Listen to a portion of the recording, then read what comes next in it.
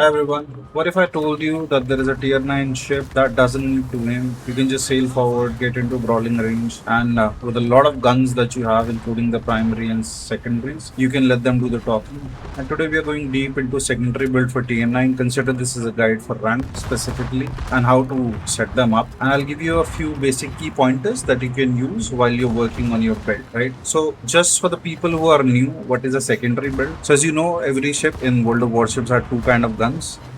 In general, the primary guns are the ones that you operate, and secondary are the ones which get operated by the bot or by the computer, as you can say, or they get operated automatically. In some ships, like a few Italian ships, few German ships, and a few American ships, or let's say the Libertad that you would have seen, or let's say a Napoli, Ohio, or for that matter, the ship that you are seeing on the screen right now, which is a Mantifull, which is a tier 9 manual secondary cruiser from the new German line. So these are the ships which you can decide which ship the secondaries will operate out of. And Mantifull line goes a level up or a notch up. Here you can control the secondaries manually. Ships to have various secondary range or various secondary builds, you need to work on the crew skills, right? Or as we call them, commander skills. So we'll talk about that more in detail. I would say for this rank season, the one that I'm looking at right now for 15.4, I think Mantifull should do the job for you. You can try Pommen as well. And I think gameplay remains almost similar because this is a very good brawler as well. The Mantifull as a cruiser is very reliable. And Pommen is a tier 9 secondary king.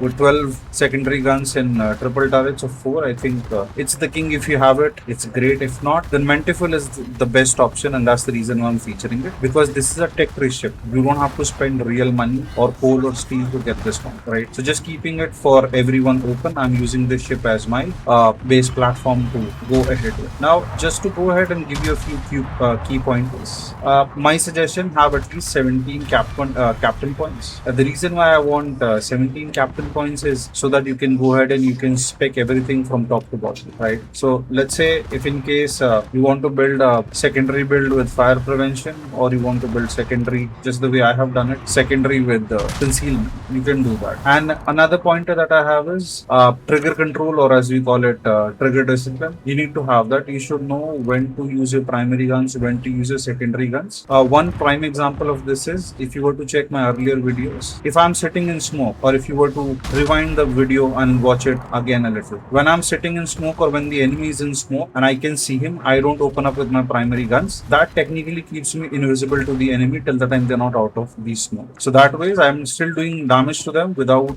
letting them know where I am, or without firing my primary weapons, which makes me visible to everyone on the map.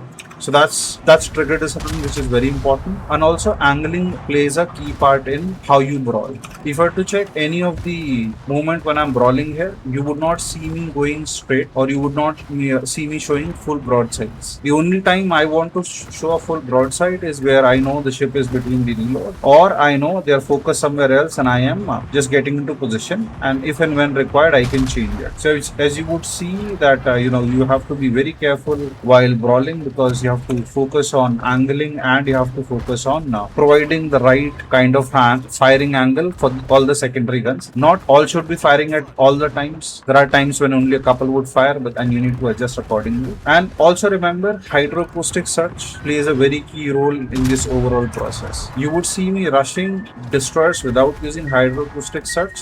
For one thing, I'm not saying that I'm a pro or something, but then I've spent enough time in this game to understand how I can play this. And it's just not in the secondary ships. I try and do that in all kind of ships. Like again, old video reference, I can do that in a light cruiser, knowing the fact that I can dodge torpedoes, right? So it all depends on your play style and how much you've learned, or how much you can anticipate. Will it work all the times? No. There are many fails as well, but then in general you get an idea. But coming back to the original point, hydro plays a key role, and ensure that you're using hydro to the best. There are times when you would see me pushing alone because I don't have an option. In general, avoid pushing alone, but at the same point in time, don't be a passive player. If you know that team members are not pushing in, maybe they're looking for somebody to lead, try and be that leader. All right. And another option, or rather another point that I would want you to remember is, you don't have to sit very far off or too close in all the situation.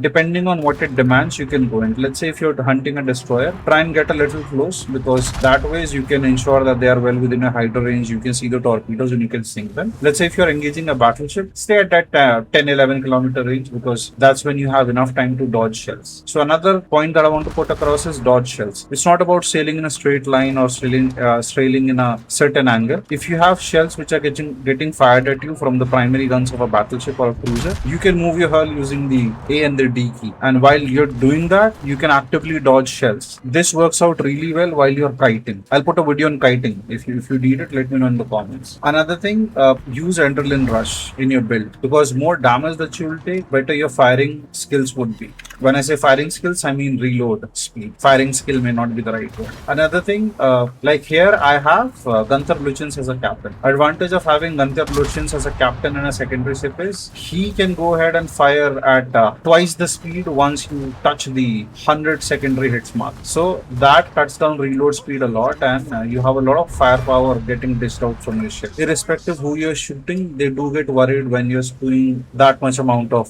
firepower at them. And also, before you decide to rush in, the most important point which I've kept for the end, that is to remember to check the minimap every 10 seconds. Since you're pushing, you don't know how the game is developing around you because you're focused on one or two ships. Keep looking at that minimap. Just using the plus and the minus key on your keyboard, you can increase and decrease the size of minimap. My suggestion, try and keep it a 1 or 2 from the highest zoom settings, because that way it gives you more screen to look at, and keep transparency a bit high. That way you get to go ahead and see a lot of, I would say, the overall screen, but at the same point in time, you still have ship positions around you. So I think that's all about the points that I have. At the same point in time, I want you to go ahead and look at some of the best ships. Bountiful. If you want to try, you can try Georgia as well. If you want to try, you can try Pommen as well. So these are a couple of ships that I have at tier 9, which you can try using the secondary build. But the most important point that I've kept for the last is, not all ships are designed to be secondary ships. Sure, you can increase the range to 10-11 kilometers, but then let's say if you were to increase the range of a ship which is not a secondary spec ship, or one of the primary traits of the ship is not secondary guns, you might not get the best out of it. So just like everything,